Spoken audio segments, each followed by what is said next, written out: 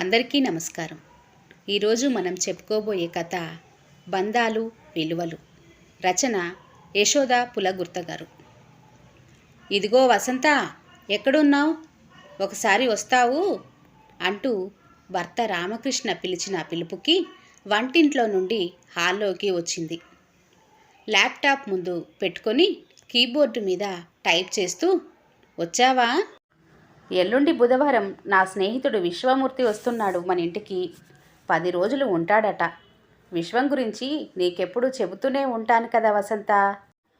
ఆ మధ్య కాకినాడలో కాలేజ్ రీయూనియన్ ఫంక్షన్లో కలిసినప్పుడు మన ఇంటికి రమ్మని ఆహ్వానించాను. వస్తాన్లేరా రామం అన్నవాడు ఇప్పుడు వస్తున్నాడంటూ ముఖం నిండా ఆనందం పులుముకుంటూ భార్యతో పంచుకున్నాడు ఆ విషయాన్ని. రామకృష్ణ విశ్వమూర్తి కాకినాడలో పిఆర్ గవర్నమెంట్ కాలేజ్లో బీకాన్ చదువుతున్న రోజుల్లో మంచి స్నేహితులు. విశ్వమూర్తి బీకాన్ చదివిన తర్వాత అతని తండ్రి ఉద్యోగరీత్యా హైదరాబాద్కి ట్రాన్స్ఫర్ అయితే మొత్తం కుటుంబం హైదరాబాద్కి వెళ్ళిపోయారు. అప్పట్లో ఇద్దరు ఉత్తరాలు వ్రాసుకునేవారు కొంతకాలం. ఆ తర్వాత కాకినాడలోనే తనకి బిఎస్ఎన్ఎల్లో ఉద్యోగం రావటం, అదే జిల్లాలో అటు ఇటు బదిలీలతో ఇద్దరి మధ్య ఉత్తరాలు పూర్తిగా తగ్గిపోయాయి. విశ్వం ఎంకామ్ ఆ తర్వాత సిఏ చేసి ప్రైవేటుగా ప్రాక్టీస్ పెట్టాడని ఆ తర్వాత తన క్లాస్మేట్ ఎవరో కలిసినప్పుడు చెప్పాడు. తను కొంతకాలం బదిలీల మీద అటు ఇటు తిరిగినా చివరకు తుని బ్రాంచ్కి బదిలీ చేయడంతో తునిలోనే స్థిరపడిపోయాడు. 200 గజాల స్థలం కొనుక్కొని సొంత ఇల్లు కట్టుకున్నాడు. తర్వాత చాలా కాలం తర్వాత కాలేజ్ రీయూనియన్ ఫంక్షన్లో విశ్వం కలిసినప్పుడు ఇద్దరు ఒకరినొకరు తమ వ్యక్తిగత విషయాలను పంచుకున్నారు. పాపం విశ్వం భార్య పోయి 2 సంవత్సరాలు దాటిపోయిందని చెప్పినప్పుడు చాలా బాధపడ్డాడు తను.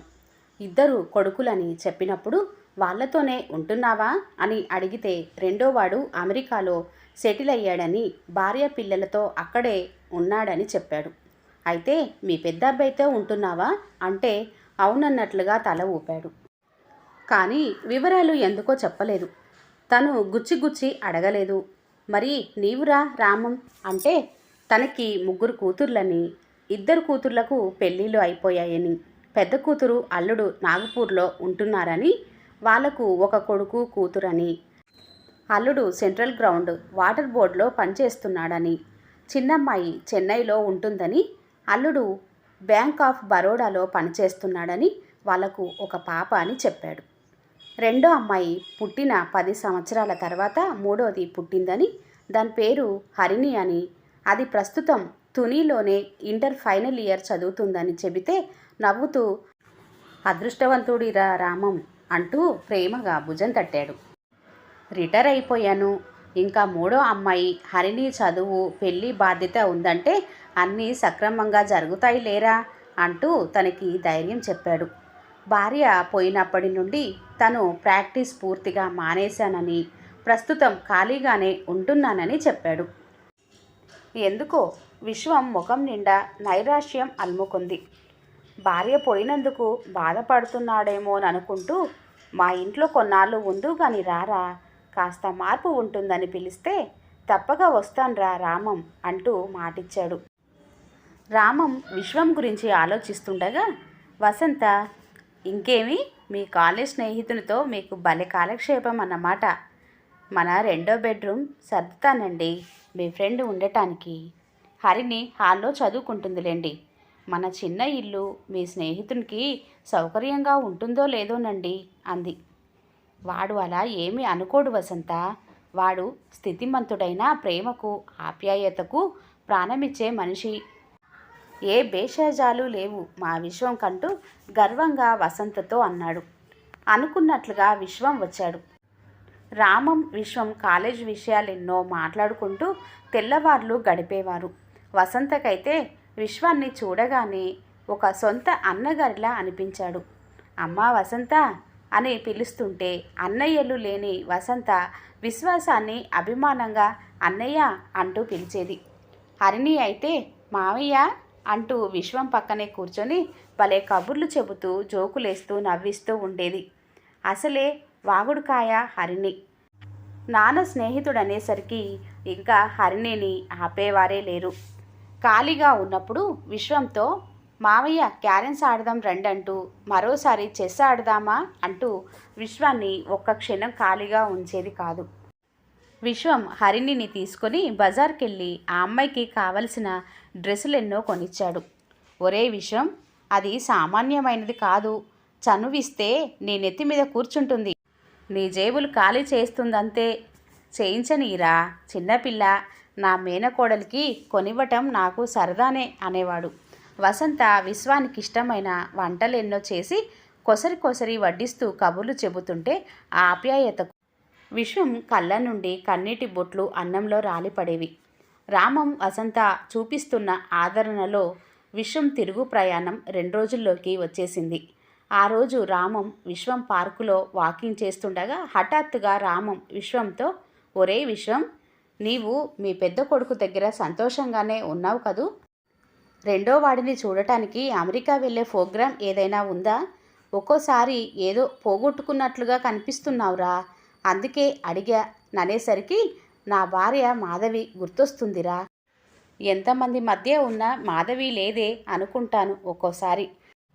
విశ్వం గొంతుకు దగ్ధమైందో క్షణం. స్నేహితుని భుజం మీద ఆప్యాయంగా తడుతూ, ఒరే విశ్వం, మేమున్నాం రా నీకు ఎప్పుడు బోరుగా ఒంటరిగా ఉన్నదనిపిస్తే అప్పుడు మా ఇంటికి వచ్చేసేయ్.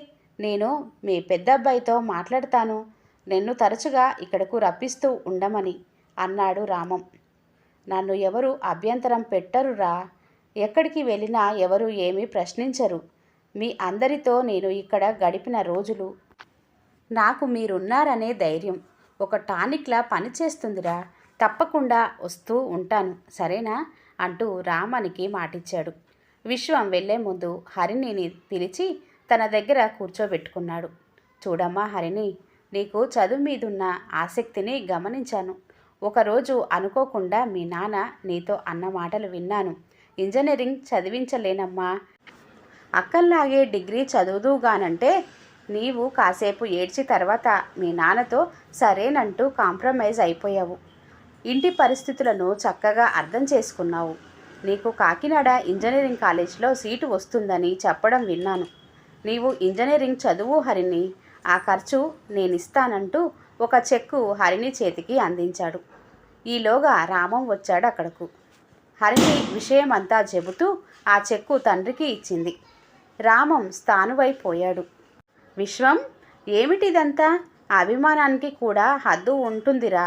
5 లక్షల రూపాయలకు హరిణికి చెక్కు ఇస్తావా? ఇదేమీ బాగోలేదురా.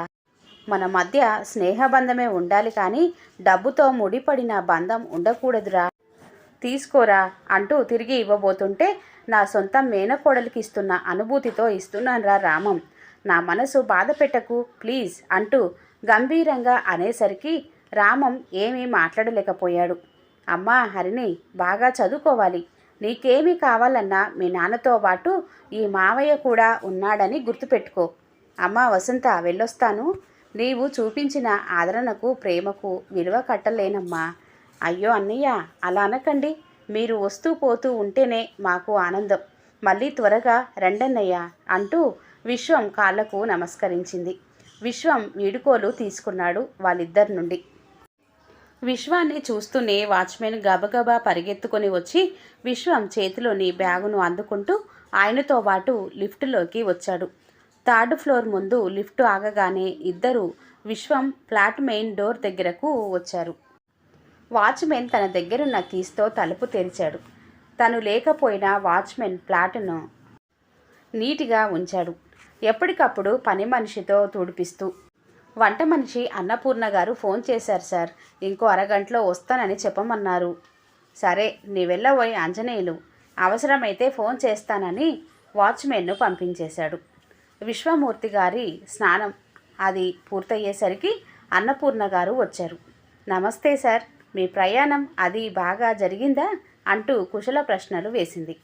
మాధవికి అనారోగ్యంగా ఉన్నప్పుడు వంట పని కోసం ఆవిడను పెట్టుకున్నారు. భర్త పౌరోహిత్యం చేస్తుంటే ఈవిడ ఇలా బాగా తెలుసున్న ఇళ్లలో వంటలు చేస్తూ ముగ్గురు ఆడపిల్లలను చదివించుకుంటున్నారు. విశ్వమూర్తి గారు ఆ కుటుంబానికి సాయపడుతూనే ఉంటారు. ఆవిడే వస్తూ వస్తూ కూరగాయలు, ఇంట్లోకి కావలసిన పచారీ సామాన్లు అవి తెచ్చి పెడుతుంది. ఆవిడ వంటింట్లోకి వెళ్ళి వంట పని ప్రారంభించారు. ఇంకా మళ్ళీ ఒంటరి బ్రతుకు మొదలు. ఈ 10 రోజులు తను అనుభవించిన ఆనందం తన జీవితంలో మరిచిపోలేనిది. రామానికి తన గురించి ఏమీ సరిగా చెప్పనేలేదు. ఎందుకని? తనలో తానే ప్రశ్నించుకున్నాడు. తన అంతరాత్మ పరిహాసిస్తుంది. నీ బాధ, ఆవేదనను నీ ప్రాణ మిత్రుడికి కూడా చెప్పకపోవడమేమిటి విశ్వం అంటూ. నిజమే, ఏమని చెప్పుకోవాలి? ఏమంత గొప్ప జీవితమని? తన మాధవి తనను విడిచి వెళ్ళిపోయిందని తెలిసినా తన పెద్ద కొడుకు సంసారంతో హాయిగా కాలక్షేపం చేస్తున్నాడనుకుంటున్నాడు. అమెరికాలోని చిన్న కొడుకు ప్రతిరోజు ఫోన్ చేస్తూ ఉంటాడని అనుకుంటాడు. నాన్న నా దగ్గరకు వచ్చేయ్ అంటూ చిన్న కొడుకు బ్రతిమలాడుతూ ఉంటాడనుకుంటాడు. కానీ ఇందులో ఏది నిజం కాదు. చెప్పేయాలి రామంతో. ల్యాప్టాప్ తెరిచి మెయిల్ ఇవ్వసాగాడు. డియర్ రామం, క్షేమంగా చేరానింటికి. మళ్ళీ యథాప్రకారం ఒంటరి జీవితం అంటున్నాడేమిటా అని ఆశ్చర్యపోతున్నావు కదూ రామం. నన్ను క్షమించురా. నీతో కొన్ని విషయాలు చెప్పకుండా దాచిపెట్టాను. చెప్పలేకపోయాన్రా రామం. గొంతు పెగట్లేదు. నీ ఎదురుగా లేను కనుక ఇప్పుడు ధైర్యం వచ్చేసిందిరా.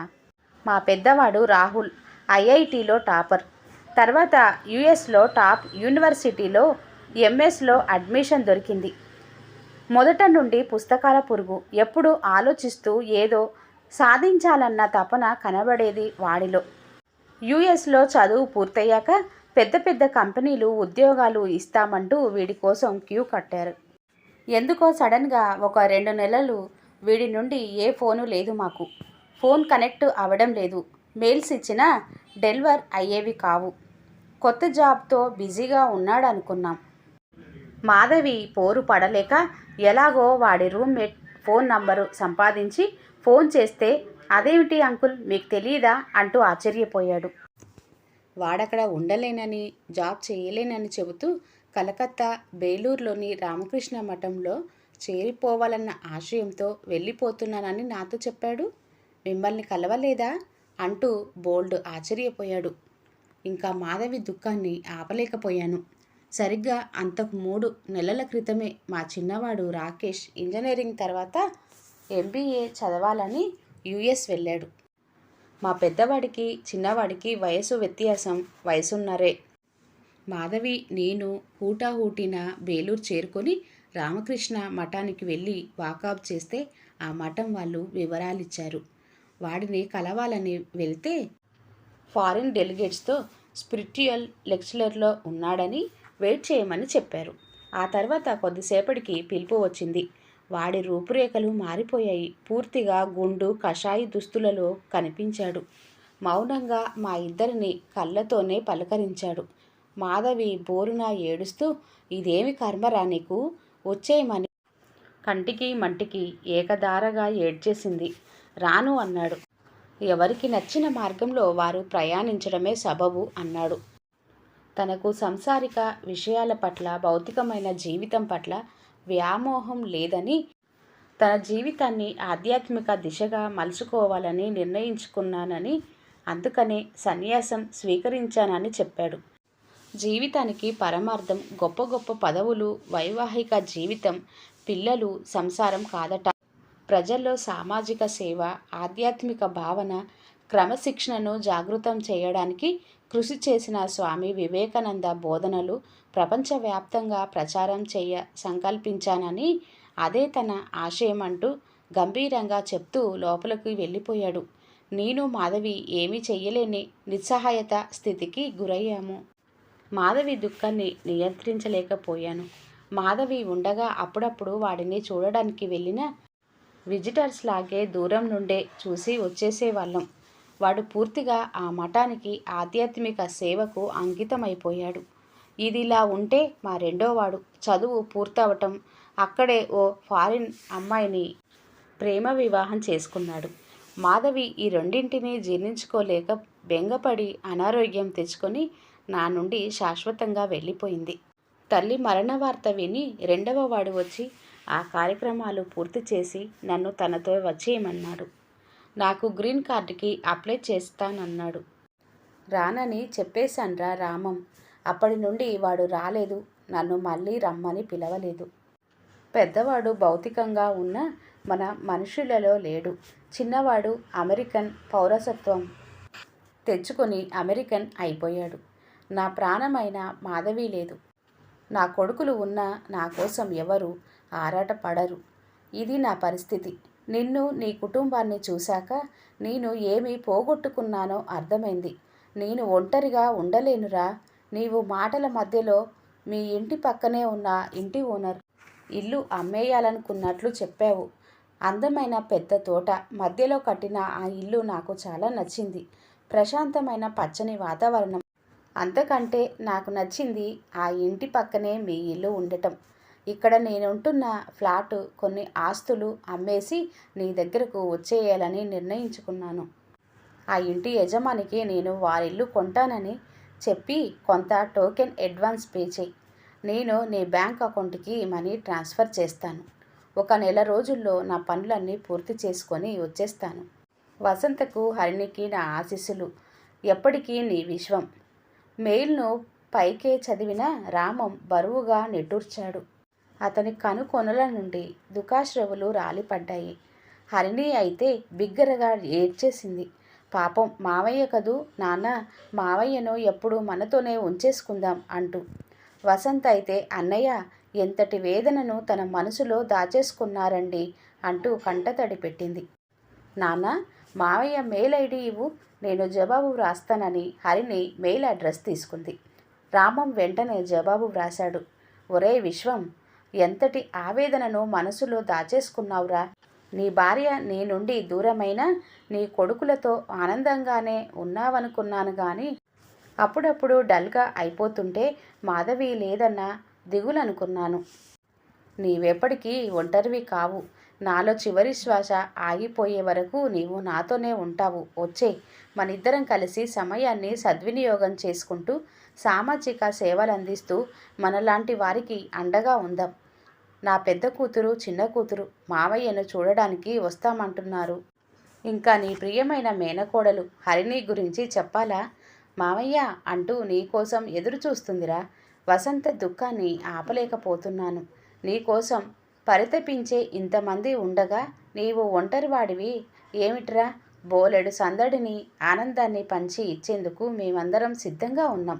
నీకోసం ఎదురు చూస్తూ నీ రామం. మెయిల్ చదివిన విశ్వమూర్తికి రామం మాటలు ఓదార్పునిచ్చాయి. హరిణి మెయిల్ విశ్వమూర్తిని సంభ్రమాశ్చర్యాలకు గురిచేసింది. మావయ్య, నాకెవరూ లేరు, ఒంటరిననే మాట మీ నోట నుండి రానివ్వకుండా చూసుకుంటాం మేమందరం.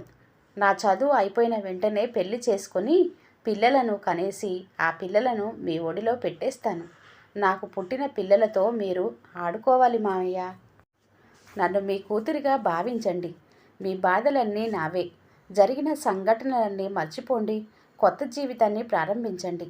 మీకు ఎల్లవేళలా ఆనందాన్ని, సంతోషాన్ని పంచి ఇచ్చే మీ మేనకోడలు హరిణి ఉండగా మీకు దుఃఖం ఎందుకు మావయ్య? మీ రాక కోసం ఎదురు చూస్తూ మీ ప్రియమైన మేనకోడలు హరిణి. మెయిల్ చదివిన విశ్వమూర్తి ఆ పసిపిల్ల అభిమానానికి ముగ్ధుడైనాడు. ఈ కథ ఇంతటితో సమాప్తం. తిరిగి మరలా మంచి కథతో మళ్ళీ కలుద్దాం. అంతవరకు సెలవు. నమస్తే.